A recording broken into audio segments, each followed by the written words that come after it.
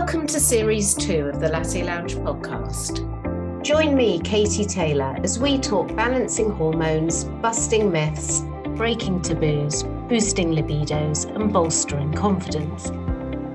Why not grab a coffee, take a seat, and join us in the Latte Lounge as we chat all things midlife, menopause, and beyond. With thanks to our friends at Clarence for making this podcast possible. In this episode, I'm going to be talking to Dr. Wendy Molefi.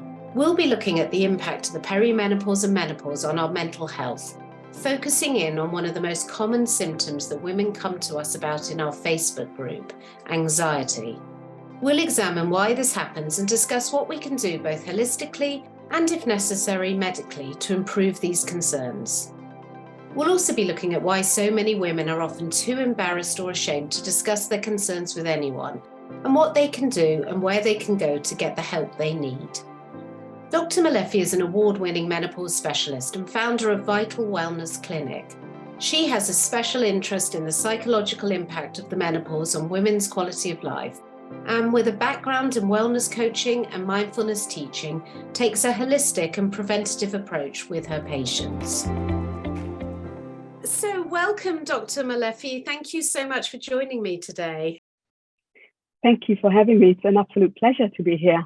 Oh, now, listen, I wonder if we could first talk a little bit about what anxiety actually is and what does it feel like? Because for a lot of people going through midlife and menopause, and myself included, I had never experienced anxiety until I hit perimenopause, and it floored me a bit. And for anyone who's listening, I think it'd just be good to actually explain what it is and perhaps what it feels like.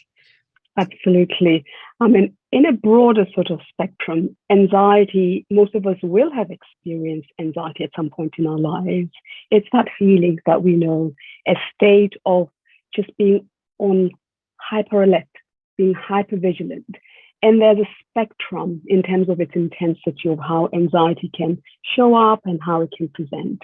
So you can sort of feel right from feeling slightly worried, slightly uneasy, all the way up to a sense of really being overwhelmed by your emotions or feeling fear-stricken even, and all the way up to sort of having a full-blown panic attack. So that essentially is, I guess, what anxiety is. And as I said, it's a normal feeling. Most of us will have experienced it as a result of some perceived stress or threat in our lives. And when things settle down, it does settle down, and it can be related to some kind of stress. I guess if you're about to sit an exam, if you're about to have to do your driving test, or if you're about to appear on a podcast for that matter. So that can just churn those hormones as part and parcel of that flight and fight response that we all know about, which sort of our body automatically triggers the sympathetic nervous system, and then all these hormones, adrenaline, the cortisol, all churn in our bodies in preparation for the body to flee or to fight, whatever might be happening. So in the context of the menopause, it's exactly the same sort of process that happens. And with the menopause or the perimenopause, it can just happen suddenly out of the blue, come from nowhere, or it can just kind of creep up on us without just knowing where it's come from slowly. And as you all know, most of us women are busy doing this, that, and the other. So it can catch us off guard without realizing this is actually anxiety that is related to menopause.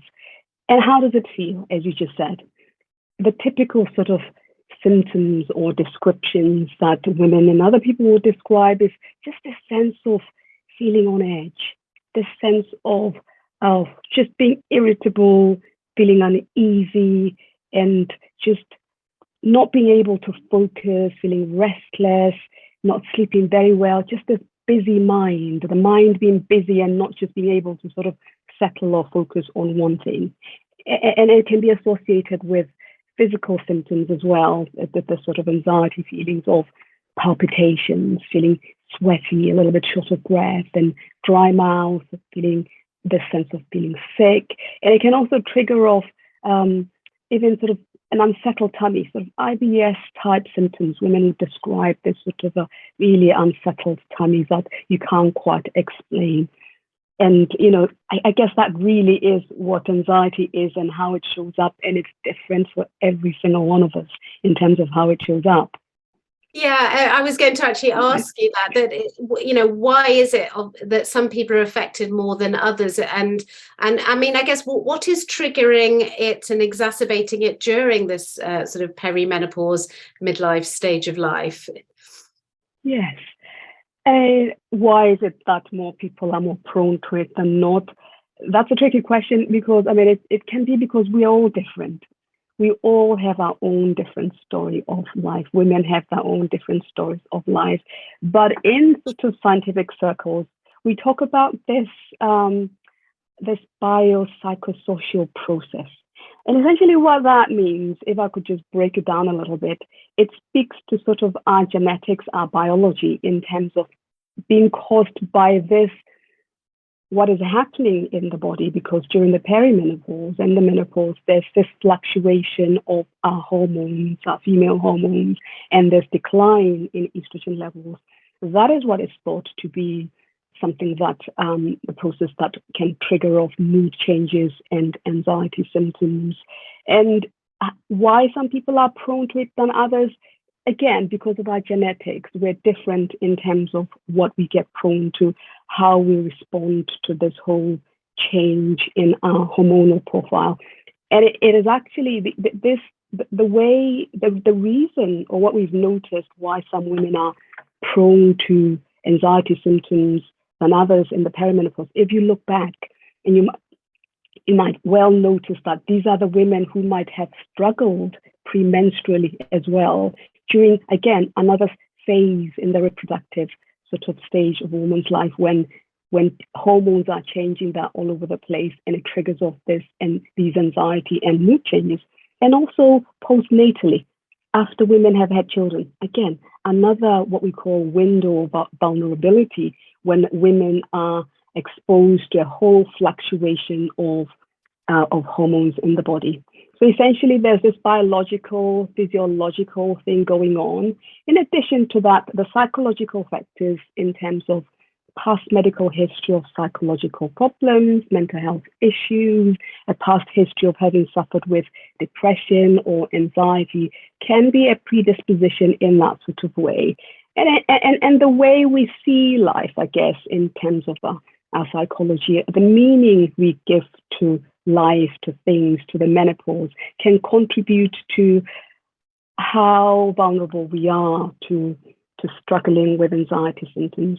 And finally, the social aspect of it really speaks to our lifestyle in terms of our social setup, any family stresses, any life stresses, work-related stresses, bereavement, loneliness, living alone, all these kind of social elements contribute to this whole complex process that can predispose other people more than others to struggling with anxiety symptoms and any other mood disturbances that might be associated with perimenopause or the menopause stage, things like the empty nest when children are leaving. So it affects all of us in different ways.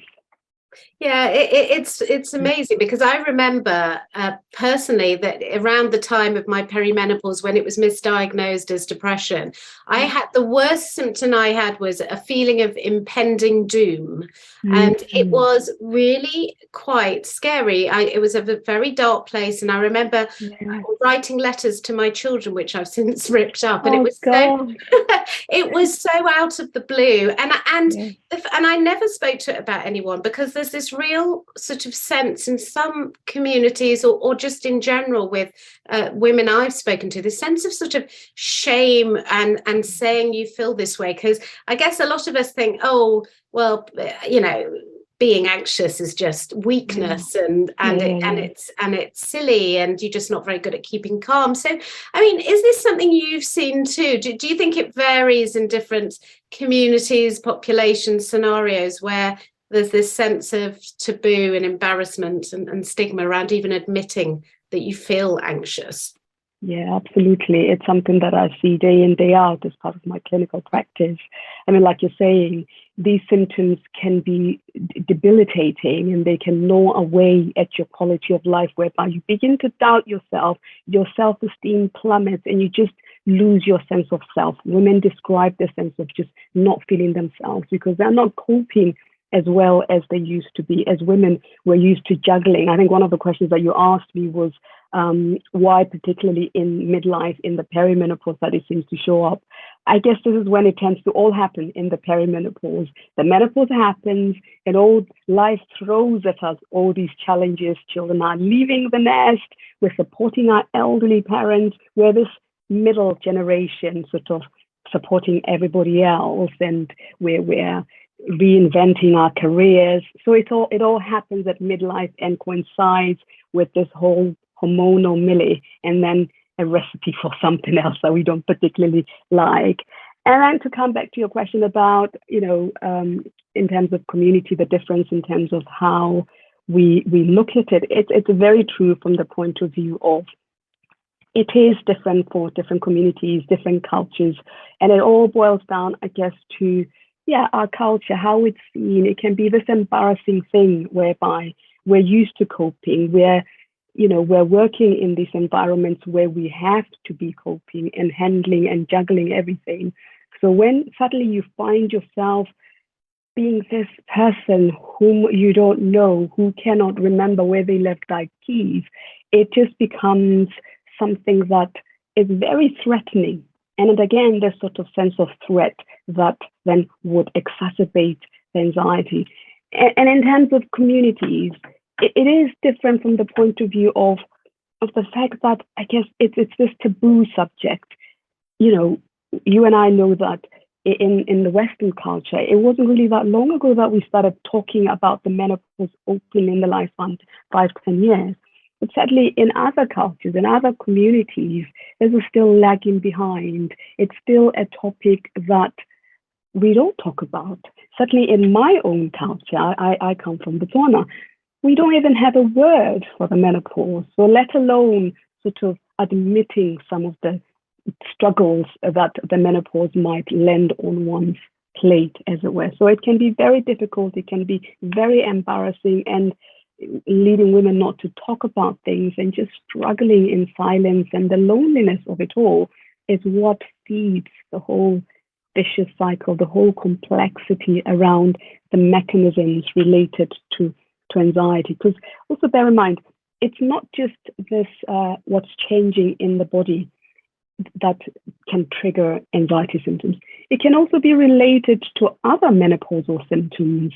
For example, the brain fog, the forgetfulness, and you have that all-important presentation that you have to do the next morning. You haven't slept very well because of the hot flashes.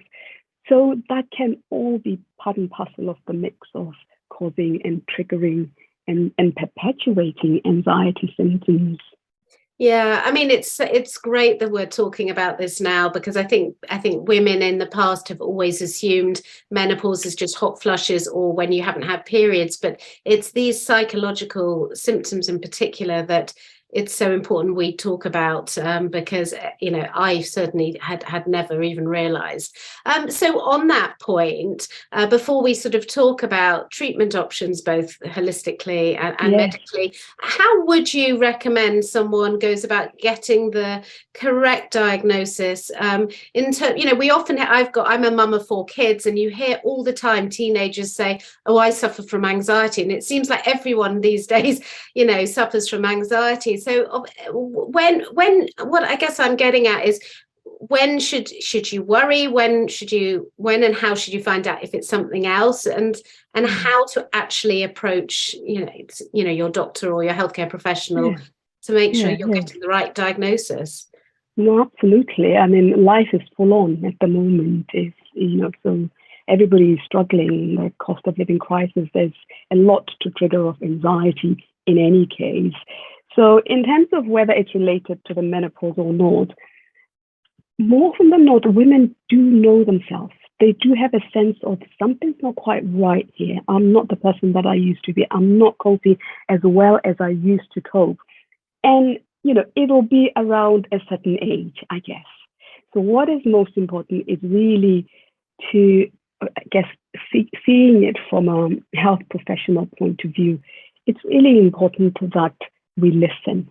We listen to the story, the women's story, and also, the time. I know more often than not we don't have the luxury of time, but actually making time to listen, to get the story, to hear when it all started, what else might have been happening in their life at that particular time can be very helpful further down the road and save time further down the road. And once you've listened to that story, where you'd be able to sort of pick out the story in terms of when it all started, you'll be able to sort of unpack it and be able to fill in the gaps to ensure that you're not overlooking anything else, any other diagnosis that might be guiding you in another direction. And more often than not, the symptoms, although anxiety can just show up on its own, which can be a bit confusing and a bit difficult to sort of decide whether it's anxiety related to the menopause or anxiety related to something else, more often than not, there are other telltale signs. There are other symptoms that might just make you, trigger your index of suspicion to make you think, hang on a second, this might be related to the menopause. And we do know that these mood changes are quite common in the perimenopause, early menopause. In one survey, I think more than 50% of women reported these mood changes in the menopause. So I guess what I'm saying, as healthcare professionals, we should, be alert that it may be something to do with that. But equally, if you're not very sure, there's tests that can be done, blood tests can be done to rule out other things, because sometimes people may have, say, an overactive thyroid, which might trigger off symptoms that overlap with other symptoms of anxiety. So it's really, really important that, first of all, we do listen as health professionals. And as women, we talk about it again, coming back to this idea of talking and just hearing, hang on a second, this sounds a bit familiar, empower ourselves with information. I know there's a lot of information out there with Dr. Google and everything, but there's some really good sources of information where you can just start reading around, especially from the likes of the British Menopause Society, Women's Health Concern. You start reading around, what does it sound like? What does it feel like? And then you approach a healthcare professional if what you may have already tried may not be working for you. Yeah, that's so helpful. And we always say to women who come to us who are struggling to print off our symptom checklist, which is on the website, because just by even the act of sitting down and thinking, oh, I've been suffering that and that and that, it's a bit of a light bulb moment. And I guess it helps your GP or healthcare professional as well if you go armed with that sort of information. So look, with your background in wellness coaching and mindfulness teaching, I know you always like to take a holistic approach when it comes to both prevention and treatment. So I was just sort of wondering what things you recommend to help women with anxiety from a lifestyle perspective first, and then if we could, maybe go on to talk about medical treatment options, interventions, if that's not helping. Yeah, no, absolutely. I think it's important to have that sort of wholesome approach. Certainly that's where I come from, having that holistic approach, really to see the whole person and their story, as I already alluded to, not just the symptoms that make up that person. And as I said, it's important to just ensure that we listen, we understand where women are coming from, and we hear what exactly they're asking and what they want. And also it is important to explain that with regards to the menopause or perimenopause, not only is it just about the symptoms that they may be experiencing in the here and now, it is also about thinking in the long term, the implications of this change, this transition on their long-term health. I'm talking about things like their heart health, their brain health, and their bone health, things like that. So it's about coming with this wholesome approach to support women. And in terms of where I come from, yes, I definitely always sort of underpin the conversation by looking at lifestyle, because lifestyle really goes a long way. And we're talking about the basics here in terms of just reassessing one's diet, one's nutrition, what you're eating. I often say this expression, seeing food as medicine, ensuring that those calories are not empty calories. You're eating things that will actually boost your well-being in general, that will boost your natural phytoestrogens that you get from diet and things like that. So diet is really important, and if necessary, might be useful to speak to a nutritional advisor to just get on the right path so that you're doing the right thing. And physical activity. Physical activity is very important, as we all know, for our mental health as well as our physical health. Really, from the point of view, we know that I'm not talking about people running marathons and things like that. Just walking half an hour, brisk walk, your yoga, your Pilates, those kind of things, what works for you, what you enjoy, and what you will be able to sustain. We know that sort of boosts the mood boosting hormones like your serotonin. So that is really important to ensure that is part and parcel of one's daily routine. And we know that exercise boosts endorphins, which are these hormones again that can reduce pain in the body, those joint pains that sometimes women complain about, and just induce the sense of relaxation and sleep quality. That is really important because we sometimes see sleep as this sort of last tick box to do, and the last thing that we do. We need to kind of embrace sleep and see it as something that is healing and nourishing. So wind down the day towards sleep, ensuring that you're downloading, you're switching off, creating that sort of a boundary to the fact that, right, I'm going to sleep in this nourishing process. And that enables just for you to quieten the mind, for you to get rid of all those things that might have been playing on your mind throughout the day.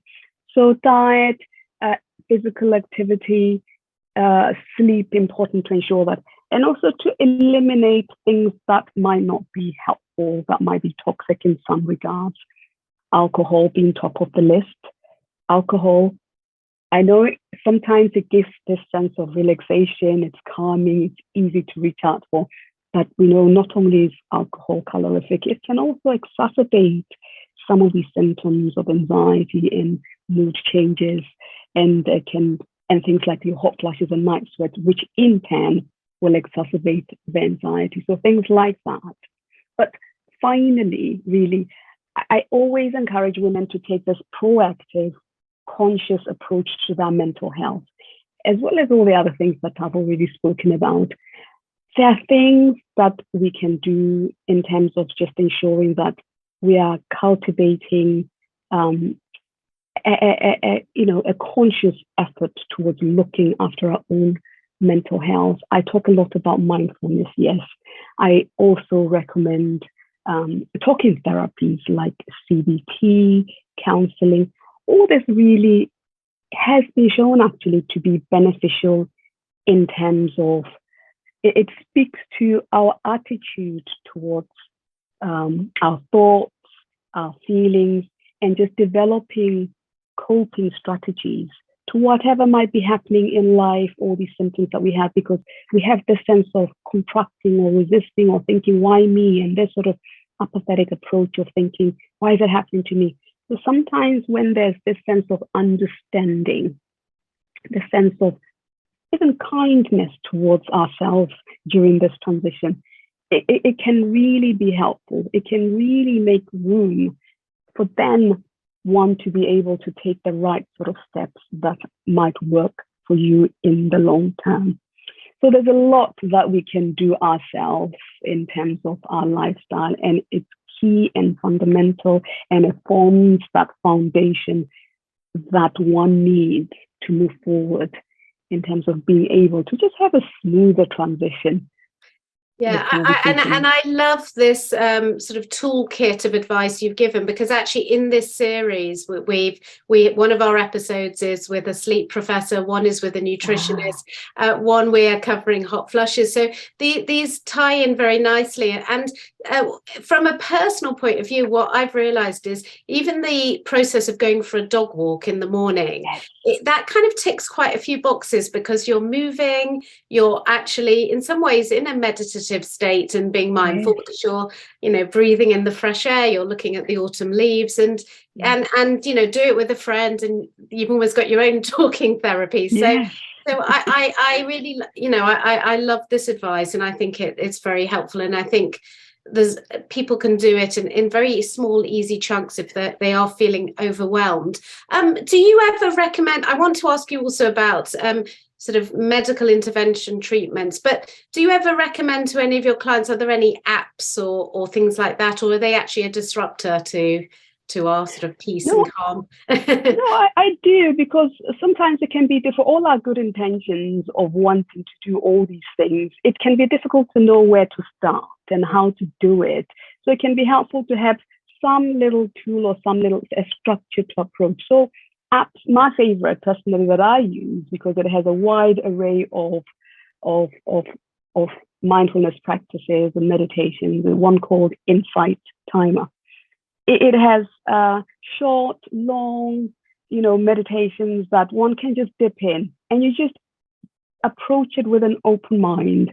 And another one that I like is Calm, where, yes, they also have meditations for if you're feeling somewhat uptight, meditations for when you wake up in the morning, meditations for feeling grateful, meditations for sleeping, all these things. And it really is all about just that ability to learn to be more present-minded, as opposed to this constant busyness of the mind, which is either leaning forward into the future or worrying constantly about something that's happened in the past.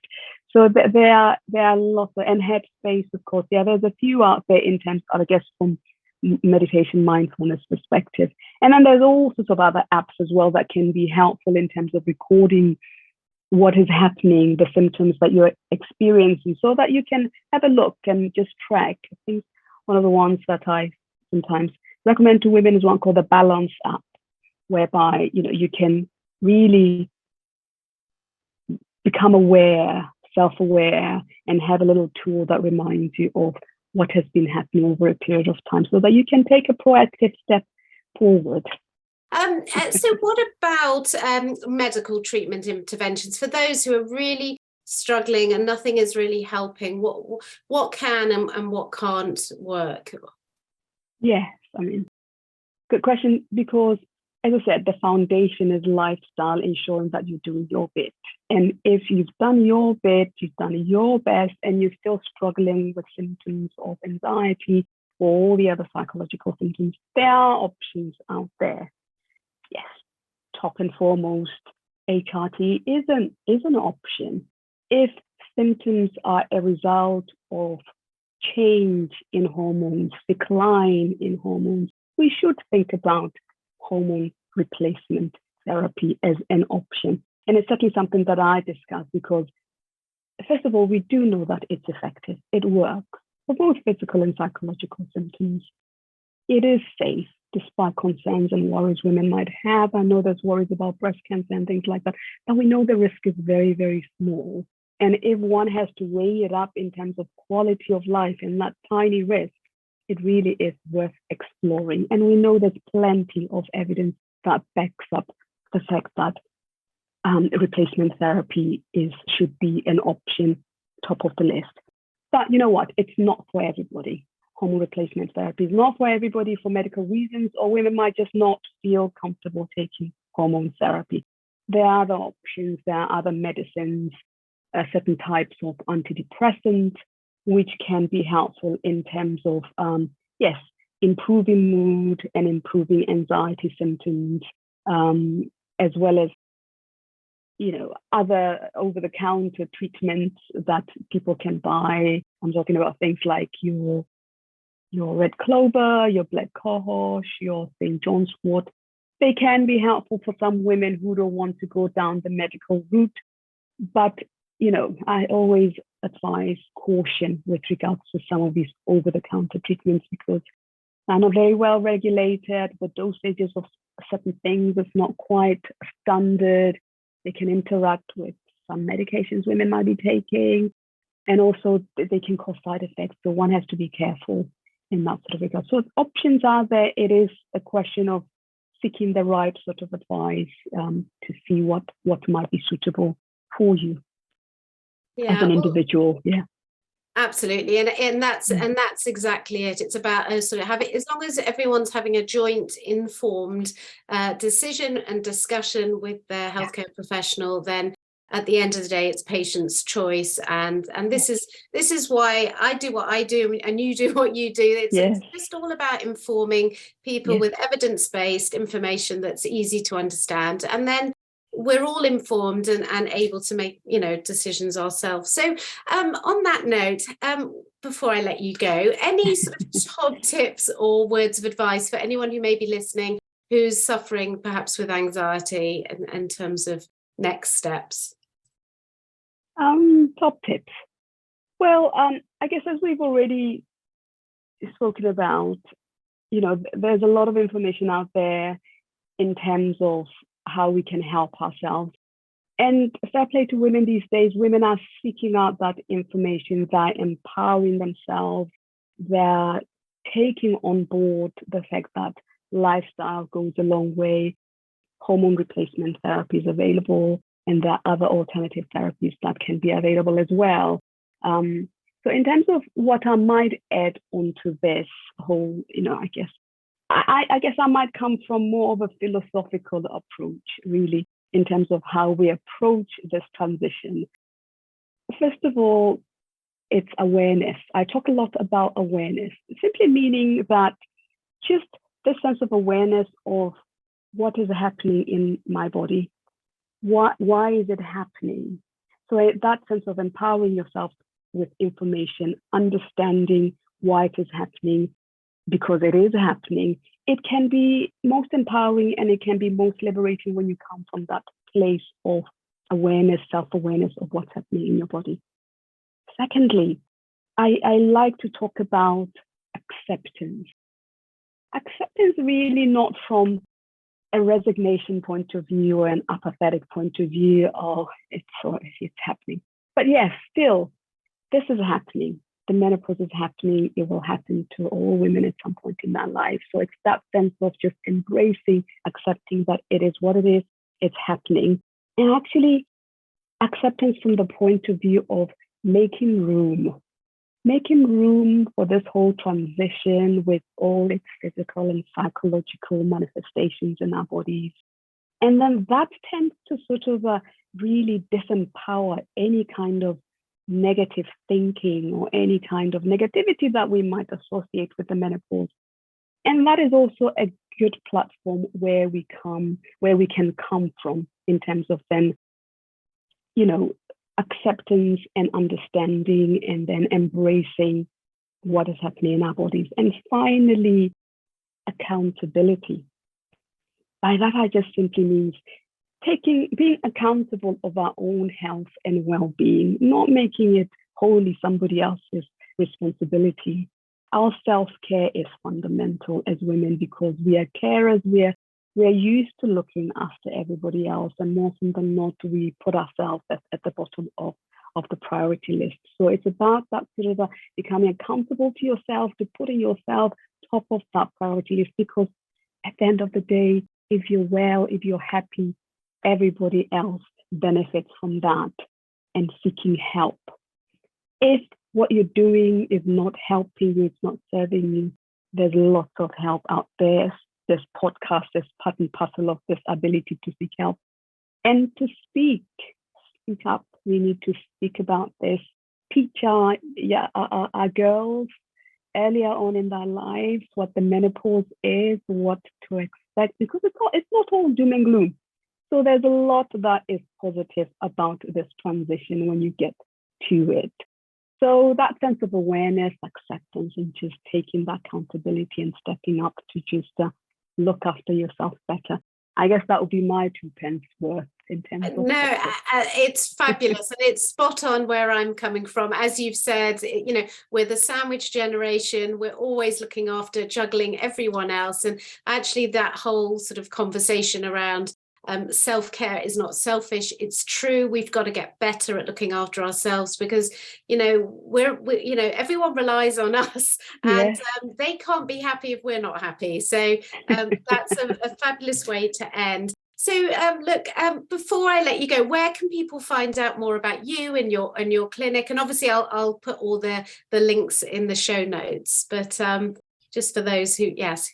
Yes. My clinic is called Vital Wellness Clinic, and I offer both face-to-face and online consultations. So I can see people from anywhere, really. And all the details about me, about what I do, about how to see me can be found on the website, vitalwellnessclinic.com. Perfect. Well, as I said, we'll put that all in the show notes. Well, thank you so much for joining me today, Dr. Molefi. It was really lovely to chat to you. And I hope anyone who's listening who perhaps has been struggling with anxiety or the general mental health during this midlife transitional stage will also have found that helpful. So have a good day, everyone, and thank you again. Thanks for listening to the Latte Lounge podcast. Please subscribe wherever you're listening so you don't miss our next episode. For more support with all things menopause and midlife, head to our website lattelounge.co.uk and search for the Latte Lounge group on Facebook. This podcast was sponsored by Clarence and produced by Emily Crosby Media.